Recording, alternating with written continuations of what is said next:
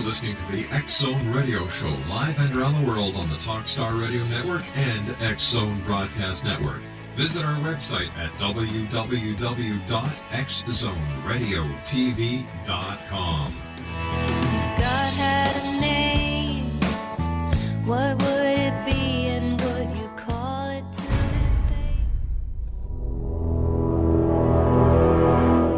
The X Zone radio and TV show is largely an opinion talk show. All opinions, comments, or statements of fact expressed by Rob McConnell's guests are strictly their own and are not to be construed as those of the X Zone radio and TV show or in any manner endorsed by Rob McConnell, Relmar McConnell Media Company, Talkstar Radio Network, its affiliated stations, or employees.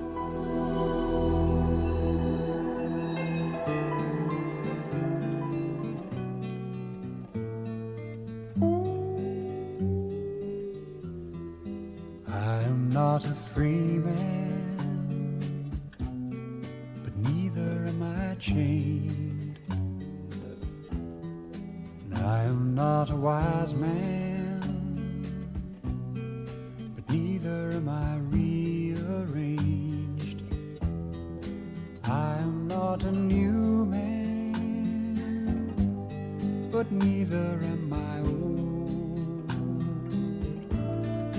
I am not a rich man, but I cannot be sold. I am one. Welcome back to the X Zone. My name is Rob McConnell, and we're coming to you from our studios in Hamilton, Ontario, Canada. If you'd like to give us a call, 1-800-610-7035. Email xzone@xzoneradiotv.com. On MSN Messenger, xzoneradiotv@hotmail.com. And our website, www.xzoneradiotv.com. My guest this hour is Gabriel Wilensky. We're going to be talking about, well, let me put it this way. We've all heard of the Holocaust. Over the next hour, we're going to be talking to Gabriel about his book. It's entitled 6 Million Crucifixions, How Christian Teachings About Jews Paved the Road to the Holocaust. His website is www.6millioncrucifixions.com, and that's S-I-X million.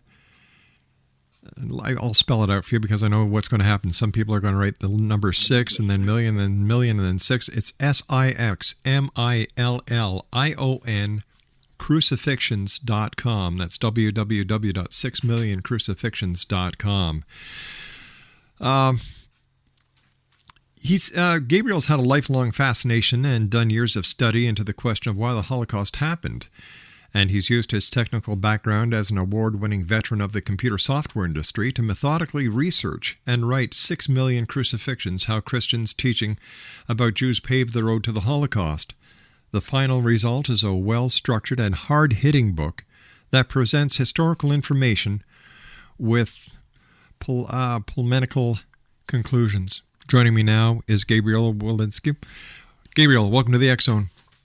Hi. What was your motivation to write your book, Gabriel? Well, the motivation was, it came from, since I was a teenager, I had been always fascinated by the Holocaust and by World War II.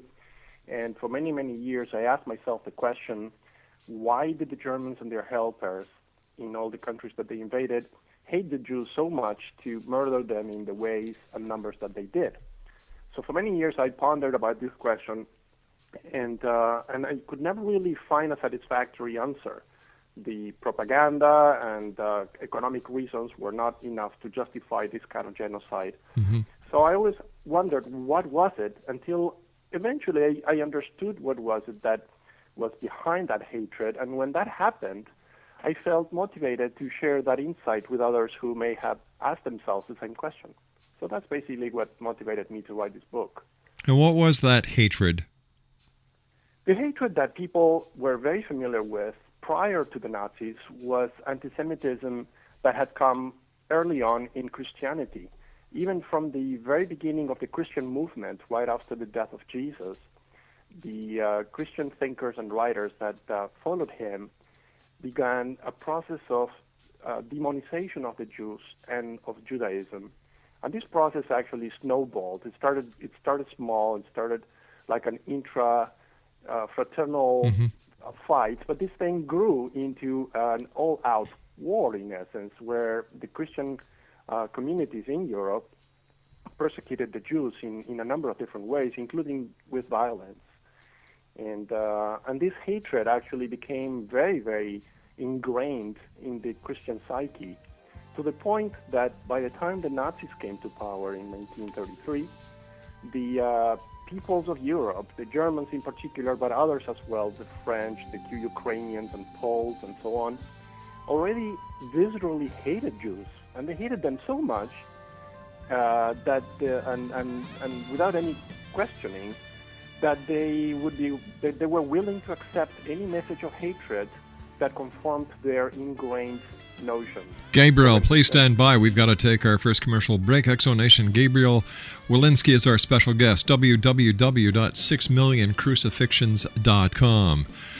I'll be back on the other side as we continue talking about Gabriel's new book. It's entitled 6 Million Crucifixions, How Christian Teaching About Jews Paved the Road to the Holocaust. Interesting topic here on the X Zone from our studios in Hamilton, Ontario, Canada.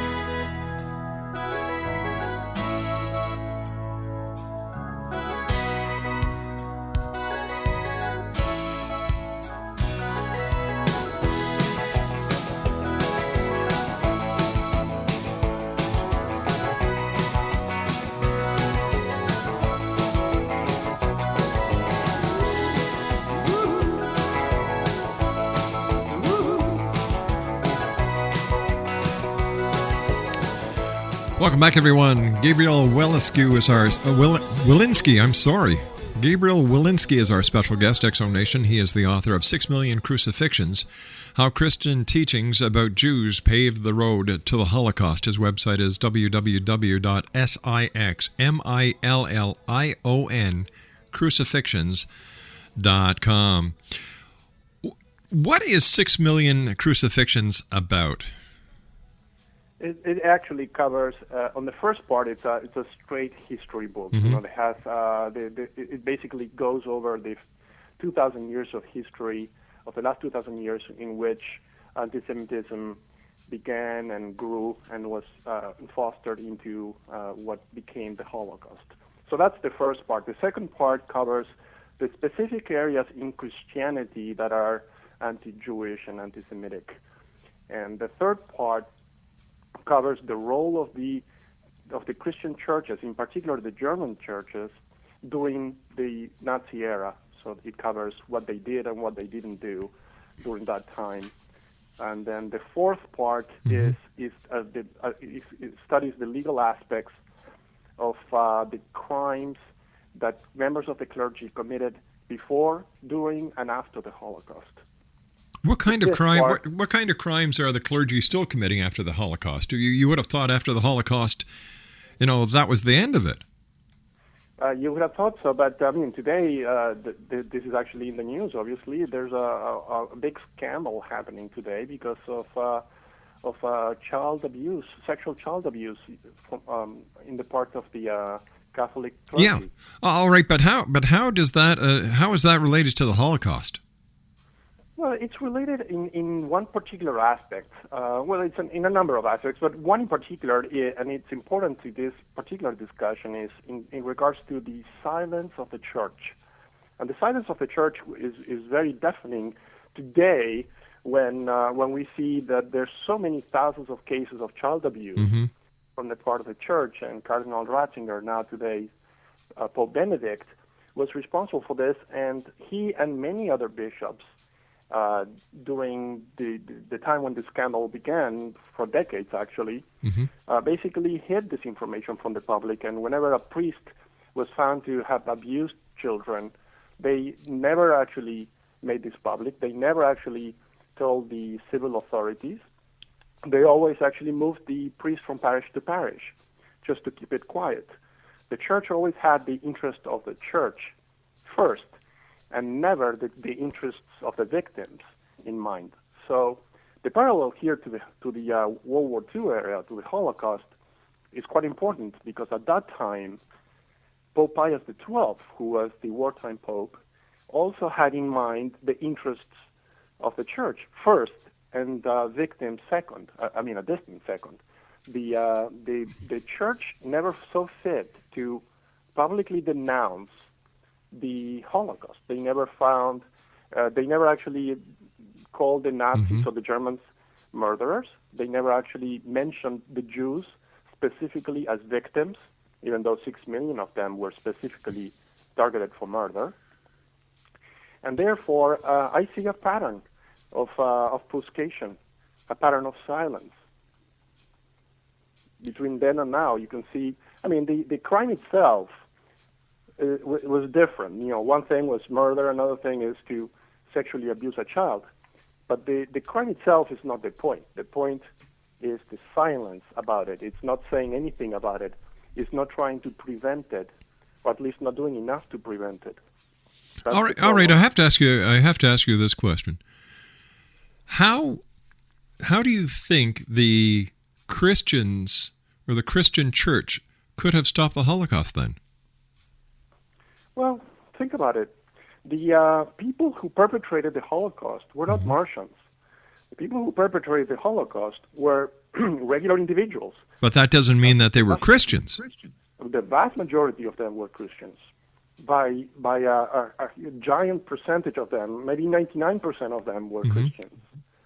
And many of them were not Christians by name only. They were believers, and they were actually paying the church tax, and they were actually going to church. Well, let me ask you this question then, sir. What is the difference between... All right, I'm going to have to watch how I say this.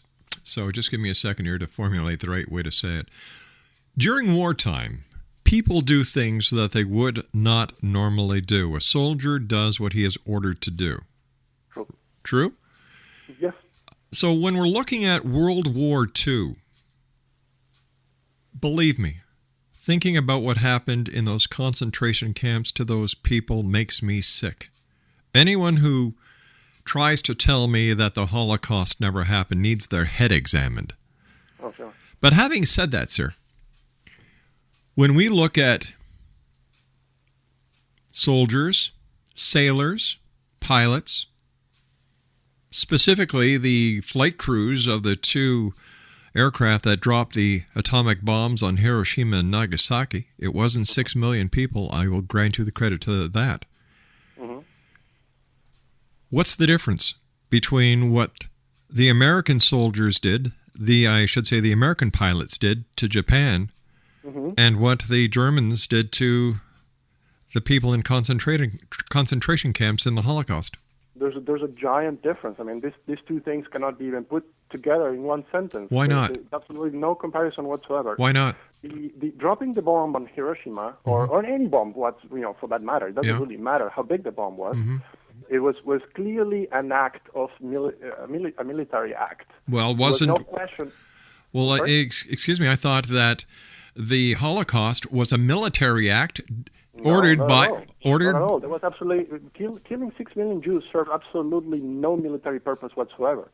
And the German army was only one of the branches of the German armed forces who were killing Jews, but they actually set up many organizations whose only purpose was to go and murder people.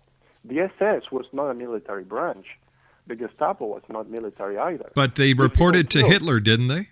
Of course. They and Hitler was responsible for their actions. Hitler was the man on top. Sure, absolutely. But that doesn't make it a military action, and that doesn't make it a military branch. All right, so let me rephrase it. So they were following out the orders of their commander-in-chief. Okay? Yeah. So whether they're the SS, whether they're the Gestapo, whether they're the Luftwaffe, whatever, they report to Hitler. Hitler says, sure. You know what? This is what I want. I'm not saying it's right. Believe me, I'm not saying it's right. I like I said, this is the furthest thing from my mind. But there's three sides to every story, and I guess I use that example because we try to say, well, Christians were as responsible as everybody else, and I don't believe so. Well, let me clarify one Sure. point. I agree with you that ultimately everybody was following Hitler's orders. But as you may know, in the Nuremberg trial after the war, the Germans had tried to justify their actions by saying, I was following orders. From a legal perspective, this didn't actually fly. The Nuremberg Tribunal did not accept this as an excuse, and therefore they set up the legal precedent that following orders was not an explanation or an excuse. A soldier had the right, and still has the right to object to an order that they deem immoral or illegal. But moreover, and this is actually more important, the SS members and the people in what was called the Einsatzgruppen and killing mobile squads that went into the Eastern Front killing Jews, these people were not forced to do anything. Some people have this misconception that the Nazis were all powerful and anybody that refused to follow orders would be summarily shot. Well, this is not true.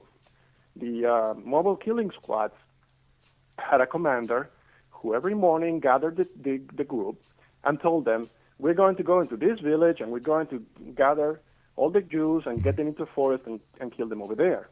Anybody here wants to step out? So the commanders actually gave the troops the choice to participate or not participate in the murder. Now, you would think that these people... But during war, is it actually murder? Of course it's murder. So when you've got the American troops, the Canadian troops, the Australian troops rushing a beach to take the positions that the Germans were securing, even though it was for the right reasons, they were killing German soldiers. Now, is that murder? No. That's no. But you're equating something that has absolutely no equivalence whatsoever. Well, what do you mean? It was during a time of war, wasn't it? No, yeah. But the fact that it's time of war doesn't give you freedom to go and do whatever you want. If you're a soldier in time of war, and you have another soldier, in front of you with a different uniform and trying to shoot you, you can shoot back. And even if the guy doesn't shoot you, you can still shoot him because he's the enemy. And he's in uniform, and those are the rules of war. There's this thing called the Geneva Conventions and so on that clarify what you can do and what you can't do. Yes, but you and I both know even the Geneva Convention doesn't work during the war times. Sure, but let me actually clarify something that is very different. So that's one thing, and this is what soldiers do. And this is a soldier in the army who's shooting to somebody in a building or in the field or whatever. And this applies to soldiers who's shooting a cannon from a ship to another ship, and for a pilot that is dropping bombs on an airplane. So all these are actions that soldiers do. There's no question that this is okay. This is very different from what the Germans were doing to the Jews. Because the Jews were civilians. The Jews were not only civilians. This is what the Germans were doing. They were going to a village in Poland or Russia somewhere. Yeah. They were actually going at 4 or 5 in the morning. They were grabbing all the Jews out of their beds. They were dragging them into a forest nearby, and they were making them kneel by a tree and putting a bullet in the back of their heads. And they continued to do this all day long, and they did it day after day. All right, stand by. We've got to take a commercial break with the news. Exo Nation. Our guest this hour is Gabriel Wilensky. His website is www.6millioncrucifixions.com. The name of his book is 6 Million Crucifixions, How Christian Teachings About Jews Paved the Road to the Holocaust. I'm going to get into this title on the other side of this commercial break with the news. Don't go away.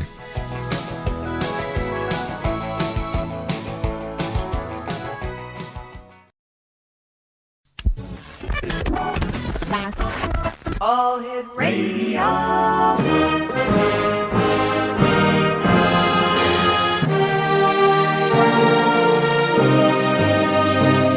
Welcome to the X Zone, a place where fact is fiction and fiction is reality. Now, here's your host, Rob McConnell.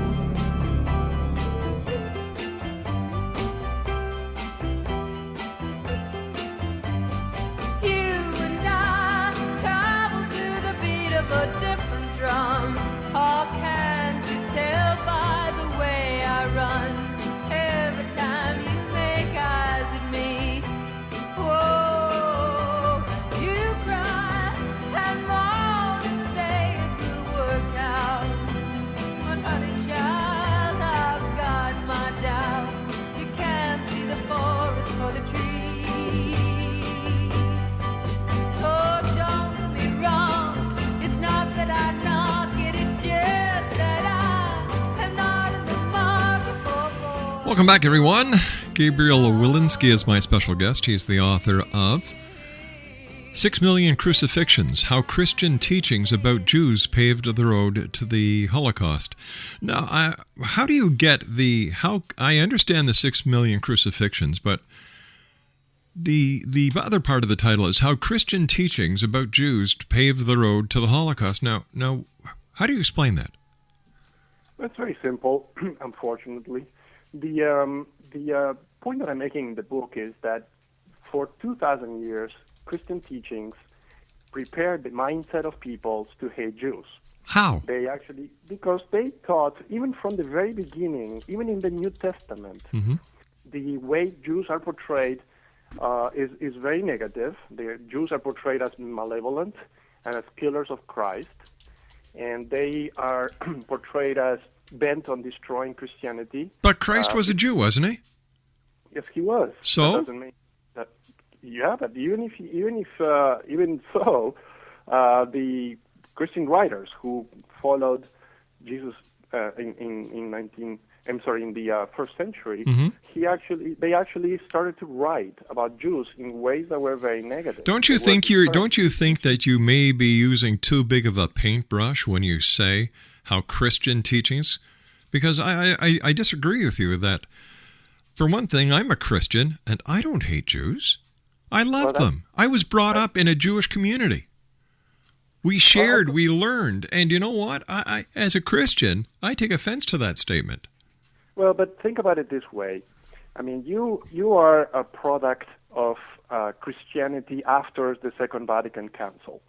In 1965, the Catholic Church, which was followed by the Protestant churches, issued an official statement that said that Jews were not guilty for killing Jesus, and this applied not only to Jews of Jesus' time, but of all time, which is the accusation that appears in the New Testament. And there were other things that were listed as well. So, sure, I agree with you that you and probably most Christians today, in particular Christians here in the U.S., are not anti-Semitic, and they don't have any problems with Jews, and probably on the contrary. This is true. However, this was not true of most Christians of the pre-World War II era. All right, so if that is the fact, isn't it just better to leave it alone, let it die? Why do we here it is the year 2010, and we're bringing up the Holocaust again, opening up old wounds? Do we need to do this? And what will we learn? What will be gained? It's important. I think it's important for people to learn history, because when you don't learn history, history tends to repeat itself.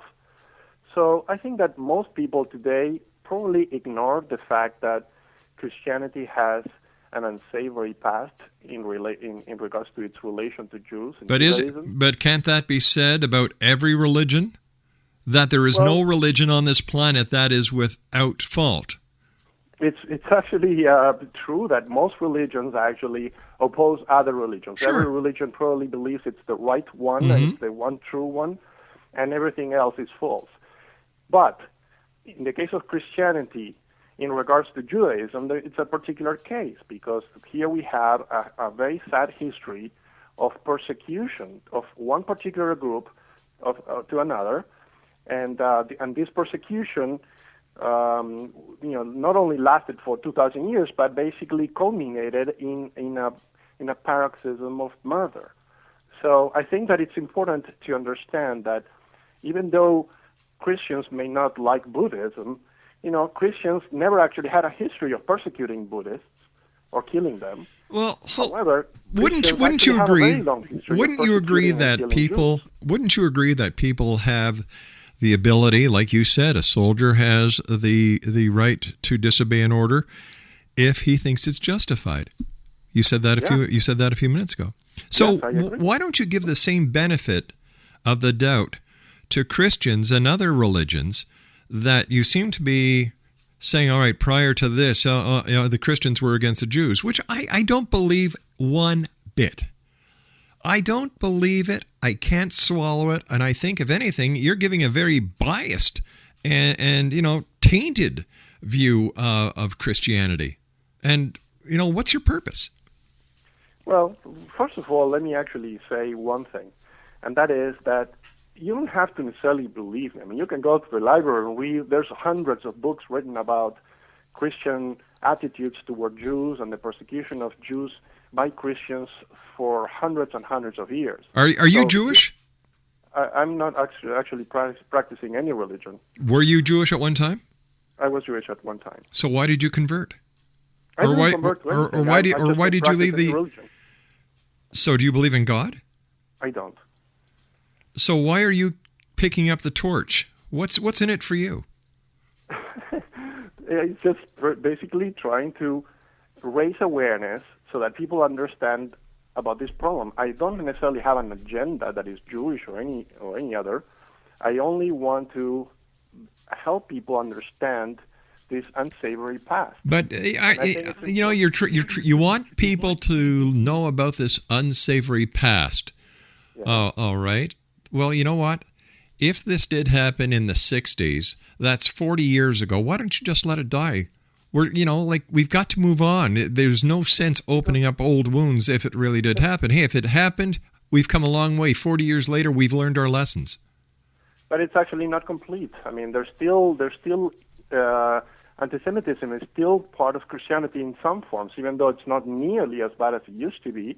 It's still there, and even today, millions of people read the Gospels and other books in the New Testament, and they get a negative feeling toward Jews. I understand that not all of them do.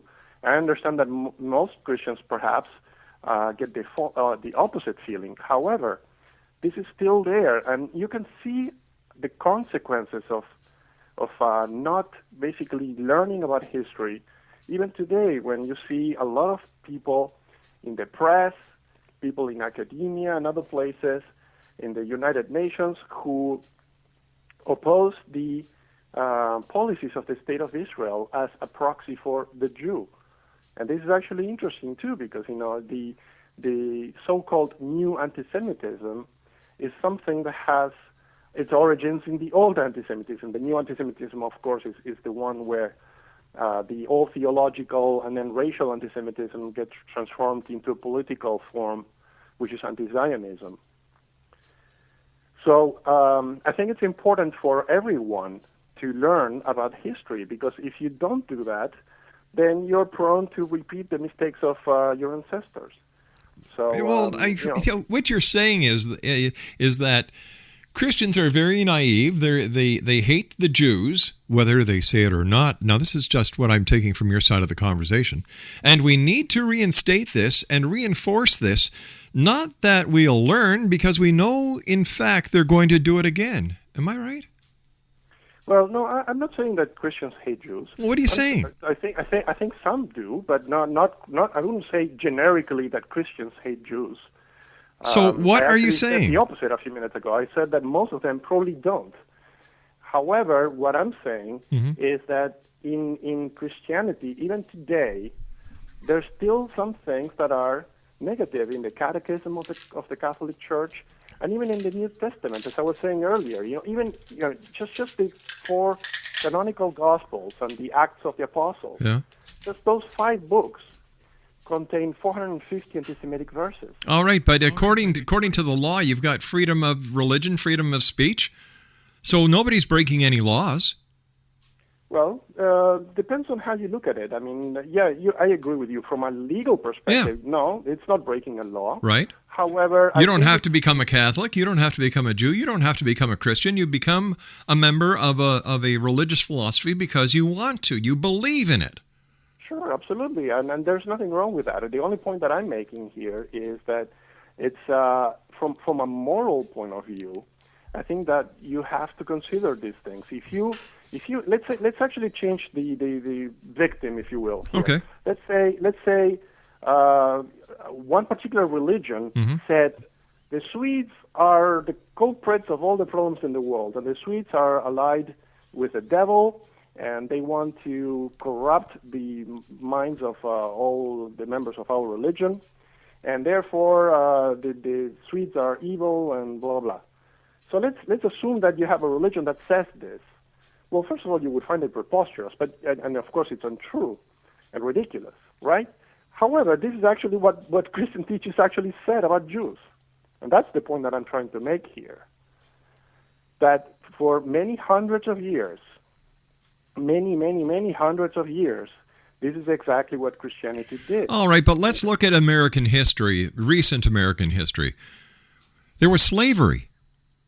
Yes. All right? There was segregation. But we learned, and we don't look back. We've taken the steps to get along and to make sure that our future generations know the errors of our ways and that we've grown past it. We've done the same thing in religion. So why are you digging up all this and stirring the pot? Because this is not over yet. Who says it's not over? What do you want them to? What do you want them to do? Edit the Bible for you? I think they need to have more exegesis. They need to educate people much more, so that when a believer reads the Bible every Sunday, they understand what it says and what it means, and they learn to ignore certain things. The Catholic Church has done a good job after the Second Vatican Council to teach people, to teach the faithful, that the Jews were not guilty of killing Jesus, and that they were not evil, and so on and so forth. A lot more of this needs to happen. And sure, the Bible is supposedly the Word of God, and therefore cannot be rewritten. All right, listen. However, let me ask you this. Let me ask you this. Do you really think that there are that many Christians in the world who hate Jesus? Give me a ballpark figure. Who hate Jesus? I'm sorry, who hate the Jews. Give me a ballpark figure. I have no idea, but Okay. I wouldn't be surprised if it was millions. All right, here's where I'm going with this. In order to hate the Jews, right, you would then have to hate Jesus, because Jesus was a Jew. If you hate one, you hate them all. That's the nature of this conversation, because you're saying that, all the Christians are, responsible for this one way or another because of the doctrines. If that was the case, why do we still celebrate Easter? Why do we still celebrate Christmas? Why do we say the Lord's Prayer? It makes no sense. And this is coming from a Christian. I agree with you. This is one of the biggest contradictions in history, at least in the history of Christianity. For many centuries, in Christianity, they tried to remove the Jewishness of Jesus. They tried to portray him as different. Even in the Gospels, again, going back to even the language used in the Gospels, when they talk about the Jews, and Jesus says, the Jews did this or the Jews did that.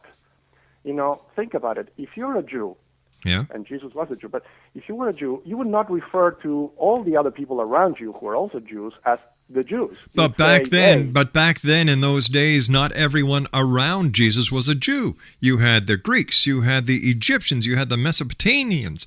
Well, you're talking about different peoples, but not the immediate people around Jesus. Jesus actually was not talking. He didn't actually have broadcast radio. He was talking to the immediate group around him. He was not talking to the Greeks in Greece or the. But what he was saying, what he was doing, he was signifying, and he was pointing out a specific group, the Jews. And I'm sure that if Jesus was around today, he'd say the Americans, the Canadians, the Australians, the Christians, the Arabs, the Muslims. So he said the Jews, big deal. No, but as a matter of fact, analysis of the Bible, of the New Testament, shows that the kind of things that the negative aspect of how Jews are portrayed have more to do with the intent of the writers of the Gospels and so on, Luke, Matthew, and the others. But they were Jewish, weren't they? Some of them were, not all of them were. Luke was not, and some of the others were not either. So the group of people around Jesus weren't all Jewish? But Luke and the other writers of the Gospels were not even alive when Jesus was alive. The writers of the Gospels, and the Gospels themselves, were written 30 to 60, 70 years after the death of Jesus. None of the people who wrote the New Testament knew Jesus firsthand. So when they wrote about these things, they were just writing about, it was hearsay. They wrote about the stuff that they heard people, the stories that people were telling each other, but none of them actually knew him personally. All right, stand by. We've got to take our final break. Exonation, Gabriel Wilensky is our special guest. He is the author of 6 Million Crucifixions, How Christian Teachings About Jews Paved the Road to the Holocaust, a title which I totally disagree in. I'll be back on the other side of this commercial break trying to make sense of this entire conversation when we come back here in the X Zone on the Talkstar Radio Network, X Zone Broadcast Network, and Star Cable. Don't go away. It is just that I am not in the market for a boy who wants to love only me. Yes, and I ain't saying you ain't pretty. I'm saying I'm not.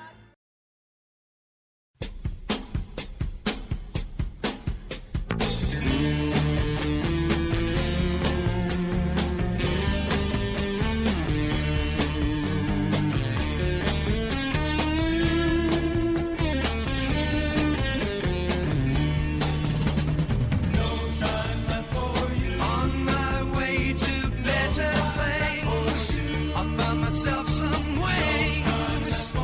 Distant roads are calling me. No time for a summer friend. No time for the love you send. Seasons change and so did I. You need not wonder why. You need not wonder why. There's no time left for you. No time left for you. And welcome back, everyone. I'd like to take this opportunity of thanking all our guests tonight. We started off with you, Dr. Eugene Stovall in hour number 1, Mike M. Joseph, hour number 2, hour number 3, Dr. Joy Pugh, and my guest this hour is Gabriel Wilensky. He's the author of 6 Million Crucifixions, and his website is www.6millioncrucifixions.com. That's SIXMILLION crucifixions.com. Gabriel, I'm having a bit of a problem here trying to get a straight line. You were born, I guessed, and raised as a Jew. You're not a practicing Jew now. You don't belong to any religious organization, and yet you're digging up the past, presenting it in the future, in the present and the future, to make sure things that didn't happen in the past happen in the future. But the rest of the world is saying, you know what? We learned. We're going ahead. We're getting along. We acknowledge the fact the Holocaust happened.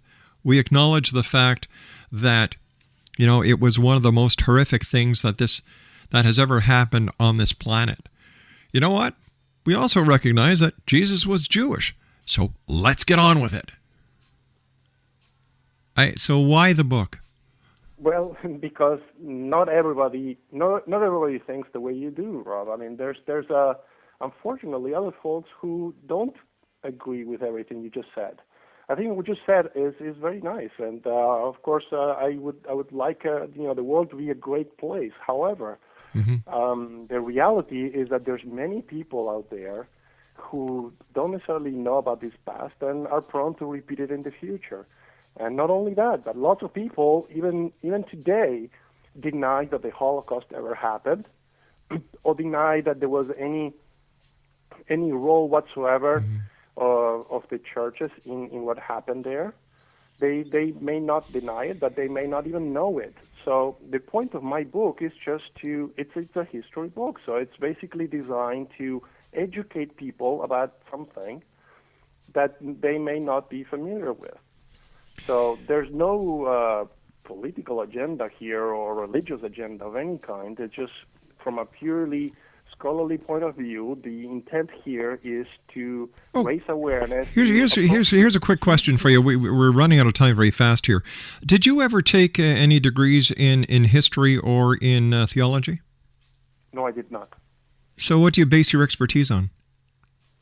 I studied this subject for many, many years. But you're not an expert on it. I'm an expert in the sense of having studied it. I basically had to read dozens and dozens of books that were part of the research that went into making this book, just like any scholar that has a degree in history would have done. All right, Gabriel, I want to thank you very much for joining us. I don't buy your argument. I think that we have to move on in life. There were a lot of things that we've done in our past. We have learned. And, well, I guess somebody will buy your book, but certainly not this guy. I'll be back on the others. When we come back, it'll be tomorrow. Geez, we're at the end of the show. Guys, thanks very much for being with us. And until tomorrow, keep your eyes to the sky and your heart to the light. Good night now. One last call for alcohol, so finish your